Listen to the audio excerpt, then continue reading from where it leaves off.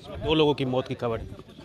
अब 2 लोगों की मौत हुई है या 3 लोगों की मौत हुई है अब तक तो कंफर्म नहीं है, क्योंकि यहाँ प्रशासन का कहना है कि यहाँ 2 लोगों की तो बॉडी भी आपके सामने पड़ी है और बाकियों की मौत की पुष्टि अभी तक नहीं हो पाई है। लेकिन परिजनों का कहना है कि एक व्यक्ति और जो आईसीयू में एडमिट थे उनकी मृत्यु हो चुकी है। आप यहाँ पहुँचे हैं, क्या मांग करते हैं?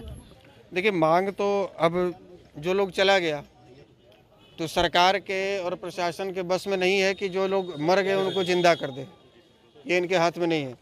इनके हाथ में यही हो सकता है कि जो भी दोषी है, जिसने भी ये इस घटना को अंजाम दिया है, वो बचना नहीं चाहिए। और फास्ट ट्रैक कोर्ट के तहत अभी हम एसपी साहब से वही रिक्वेस्ट कर रहे थे, आप लोग सुन भी रहे थे, हम बात कर रहे थे, चर्चा कर रहे थे कि एफटीसी फास्ट ट्रैक कोर्ट के तहत उसको जल्द से जल्द फांसी की सज़ा दिलाई जाए, ताकि प्रशासन के ऊपर आम जनता का जो विश्वास है और प्रगाढ़ हो। वो लगे कि ठीक है, प्रशासन एक एक व्यक्ति का हाथ पकड़ के नहीं रख सकता है, किसके मन में क्या आएगा, किसकी हत्या कर दे, लेकिन हत्या कर दिया है, यदि गलती की है तो विदिन 30 डेज, विदिन 90 डेज उसको सज़ा मिलनी चाहिए, तब आम जनता का विश्वास उस पर बढ़ेगा। तो हम लोग यही अभी मांग किए हैं। बाकी आगे परिजनों से मिलेंगे, चूँकि अभी परिजनों की स्थिति ये है कि कोई बात करने वाला भी नहीं, सब के सब लोग या तो मारे गए या फिर एडमिट हैं। तो स्थिति ये है कि अभी कुछ समझ में नहीं आ रहा है कि किन से बात करें, क्या इनकी मांग। अभी तो इनको भी समझ में नहीं आ रहा होगा कि हम लोग क्या मांग रखें।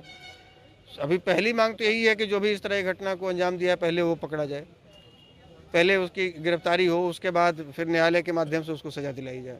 बहुत गरीब फैमिली है क्या? हाँ, स्थिति बेहद गरीब है। अभी इसलिए हमने कहा कि अभी चीज़ों को समझ पाना बड़ा दिक्कत है और कोई भी अपने स्तर पे ऐसे ही हवा में आश्वासन देना उचित नहीं है, क्योंकि अब परिवार गरीब है, इनकी स्थिति खराब है। कोई व्यक्ति इनके परिवार का जो सुरक्षित हो, जिनसे हमारी मुलाकात हो, उनका अकाउंट नंबर लेकर हम लोग सार्वजनिक करें, लोगों से अपील करें या संगठन के स्तर पर उनको सहयोग कराने का प्रयास करें। तो अभी तो कोई ऐसा इनका जो निजी जो घर का जो ब्लड रिलेशन वाला है वैसा कोई मिलने को तैयार नहीं है। जिनका आप तक क्या जानकारी पहुँची है?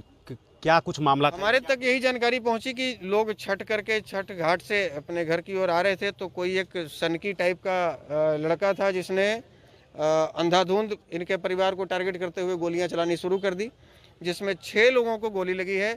2 लोगों की मौत तो स्पॉट पे हुई है, जिनकी डेड बॉडी यहाँ पड़ी है। और अभी ये जानकारी मुझे मिली है जो कि अपुष्ट है। प्रशासन के लोग कह रहे हैं कि नहीं, अभी बाकी लोग एडमिट हैं और कोई मृत्यु नहीं हुई है।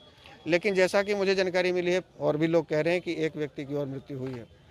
तो आगे देखते हैं, जैसा फिर परिजनों का सुझाव होगा या आम जन जो बैठे हुए हैं, अभी कई लोग हैं यहाँ पर धरना प्रदर्शन कर रहे हैं, तो हम उनसे भी राय लेंगे।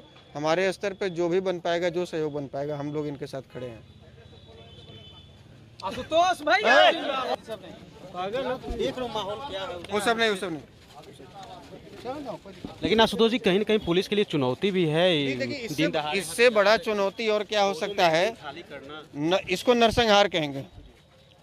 2 से अधिक व्यक्ति की यदि हत्या होती है तो वो हत्या नहीं होती है, वो डबल मर्डर नहीं होता, वो नरसंहार होता है। यदि 3 लोगों की मृत्यु हो चुकी है तो नरसंहार है। और नरसंहार कब होता था? 90 के दशक में, जब हमारे पास में इंटरनेट नहीं था, डिश टीवी नहीं था, कलर टीवी तक नहीं था, ब्लैक एंड वाइट टीवी, और लोग रेडियो पर समाचार सुनते थे। रोड बढ़िया नहीं थे, ट्रांसपोर्ट की व्यवस्था अच्छी नहीं थी, प्रशासन के पास अच्छी गाड़ियाँ नहीं थी, अच्छे हथियार नहीं थे। और आज जब शहर के चप्पे चप्पे में सीसीटीवी कैमरा लगा हुआ है, आज जब प्रशासन के पास बढ़िया हथियार है, बढ़िया गाड़ी है, आज जब लोग ट्विटर चला रहे हैं, इंटरनेट से सब लोग जुड़ा हुआ है, और ऐसी स्थिति में आज के डेट में यदि नरसंहार किया जाता है, किसी परिवार को टारगेट करके पूरे परिवार को खत्म कर, आप देखिए इनके सिर में गोली मारी गई है, एक भी लोगों को गोली मारी गई है, हेड इंजरी, एक को गोली मारी गई, आंख में गोली मारी गई। तो आप समझिए कि जितने भी लोगों को गोली लगी है उस सबको मारने के ख्याल से ही गोली चलाई गई है। तो ये या तो साइको है, या तो वो इस तरह का है कि वो अपने आपा खो चुका है, या फिर वो मन बढ़ू है, उसको लगा कि हम ऐसा कर लेंगे और हमारा कोई कुछ नहीं बिगाड़ पाएगा। तो हम तो प्रशासन से भी यही आग्रह करके आए हैं कि आप लोग अपने स्तर पे जो कार्रवाई कर रहे हैं, और अभी जो एएसपी साहब बताएं, क्योंकि देखिए प्रशासन को भी मोहलत देंगे। हम लोग एक पक्ष की बात नहीं करते हैं, केवल आए और अंधाधुंध अपनी राजनीति के चक्कर में आए, हल्ला करना शुरू किए, तोड़फोड़ शुरू की, वो नहीं। प्रशासन को भी मौका मिलना चाहिए, भी भगवान नहीं है। तो ये अभी तक ये अपना काम कर रहे हैं। प्रशासन यदि अपना काम उचित तरीके से नहीं करेगी तो फिर संगठन अपने स्तर पर कार्रवाई करेगी, जो कि सरकार के लिए फिर महंगा पड़ेगा।